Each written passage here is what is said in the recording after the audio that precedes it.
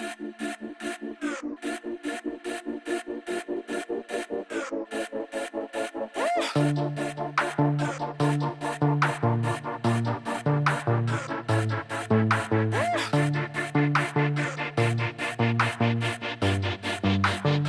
all know how important site speed is, not just when it comes to improving your user experience and conversion rates on your website, but a little search engine named Google uses page speed as a ranking factor.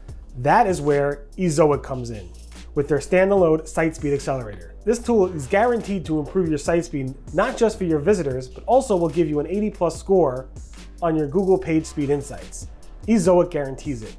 Ezoic also offers a whole suite of publisher tools, not just for site speed, but also for ad technology, compliance features, analytics, and so much more. So check them out at www.ezoic.com. So thank you, Jennifer, for having me here. I appreciate it. Thanks for sitting down with me. No, it's great. We're in a different part of the Overit building. This is the room that you spy on people on, right? Yeah, that's one way of putting it. Collecting market research, whatever. Yeah, so basically this is the, what's it called room? What do you call it? Focus group room. And you basically set up a focus panel over there, and there's a one-way mirror, and you can see what's going on over there, and they can see that you're making fun of them here. Yeah, something like that. What was the funniest thing you guys have said here? Can you talk about it? You probably can't talk about that. I actually haven't had the opportunity to be in this room while a focus group. So you don't know what people are saying. Okay, no, great. so I don't have any of the good dirt. All right, who are you? Can you tell people who are watching who you are? Sure. I'm Jennifer Van Iderstyne, and I've been doing SEO for the last 13 years. 13 years, wow. Yeah. Almost as long as I've been writing about SEO. That's crazy. So you started back, from what I know, with Jim Boykin, what it used to be We Build Pages. That's right. And Jim, I guess, started building pages. Yeah. So back in 2006, when Jim's team was in Troy and just a really small group of people, and I didn't even know what the letters SEO stood for together, I found my way there and interviewed, and he gave me my shot, and I have basically found my career because of Jim. That's amazing. Jim's a good guy. I remember meeting him multiple times at conferences, and I'm actually going to meet with him later after this interview.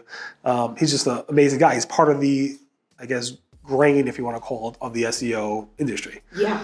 And you've been part of his company on and off over the past how many years? The last time I was there was in 2015, so I think probably about 6 to 7 years total.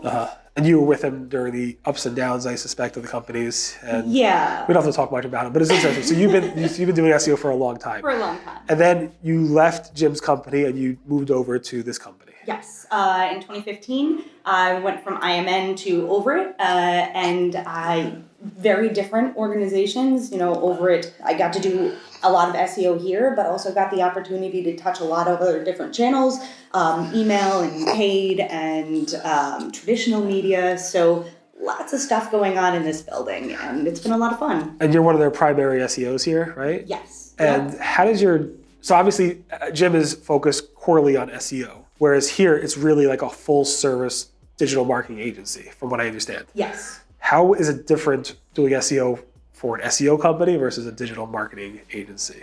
Okay. So you get to think about SEO in less of a silo in this organization, and how it touches the other channels, how you can leverage SEO advantages with PPC targeting, how you can take advantage of in-house designers to create different pages for paid versus organic, and how working with in-house developers, building websites, restructuring sites, everything from the sitemap planning through, the QA after the redirects are put in place. So there's just a whole lot more end-to-end and cross-channel digital marketing that goes on, and you get to see how SEO sort of fits into the bigger picture, and also be that voice and that advocate for SEO when, designers want to get rid of all the words on the page because it looks cleaner without them. Agreed, but that's not going to work. Or we want to cut down the size of a website, and we're going to do so at the expense of all of the existing ranking content. We can't let that happen. So,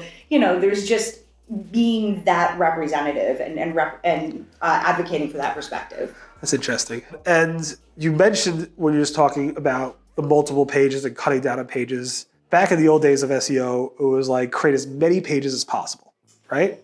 Is that strategy has changed a little bit? Yeah. So what are your concept around pages, entryways, and stuff like that? If you could talk a little about that. Yeah, so I mean, I still believe in creating a substantial body of content. Right. But obviously, the way that we need to think about it is the searcher intent and making sure that we are creating content in order to solve problems and meet needs, and being as specific as possible when creating each piece, but also being comprehensive. So understanding not just what the precise search is, but really what the intent and the problem underneath it that is a user is looking to solve, and being able to address that and create a next logical step from the from their entry point. And I think that's what we were talking about earlier. I've worked with a lot of clients who, are maybe relatively new to SEO, and they tend to think about the website as like a house where your homepage is the main doorway of your site. And sure, that's true. But in this case, you've got people crawling in through the basement windows. So you have to be prepared to receive guests wherever they're coming in. And that's what it is, like creating the content so that you can provide those entryways and then framing those pages as entryways to lead to a next logical point. That's interesting. And a lot of your clients that come into Overit, are they starting a new business from scratch? Or are you really taking over their website to kind of like revamp it to make it work across all these channels? What's the typical client here? I don't know if we have a typical one. A lot of our clients are established businesses, but we have a certain cross-section of clients who are not necessarily looking at organic search as an opportunity to acquire leads beyond branded search. So there's definitely been cases where I've had the opportunity to introduce a client to the idea that there's a lot of non-branded queries that are out there that indicate a searcher looking to solve a problem that the client can solve. And so making sure that we have the pages to address that and making sure that they're set up to be able to be found and help solve those problems. Understanding, helping clients get outside of a lot of their internal language and understand how people outside the organization are looking to solve their problems. So it's just interesting to me because let's say you have this client and they're not interested in these non-branded searches, right? You go ahead and do your job anyway and say, you know what, you might not want non-branded searches, but we're going to show you how important it is. Or do you have to work with them and say you have to get their buy-in in terms of you have to get them. You have to like say we want to do X, Y, and Z to get you non-branded searches. Do they have to buy in, or can you just do it and say, hey, this is what we're doing for you? I feel like, we approach it we strongly recommend this approach, but I've absolutely had the opportunity to present the research and to make the case for here's what you're missing out on. Here are the ways, and looking at analytics, here are the ways that people are accidentally finding you. Right. And they're coming in for a search query that this is a terrible page for that, and we can do much better. And if we did these things to capture these searches and these visitors, then we have a better opportunity to engage and potentially convert them, but we need to set up our entryways better. Right. So really it comes down to making the case, and I feel like I can be pretty persuasive. That's awesome. And I see in this company, a lot of video production, a lot of cool different types of production.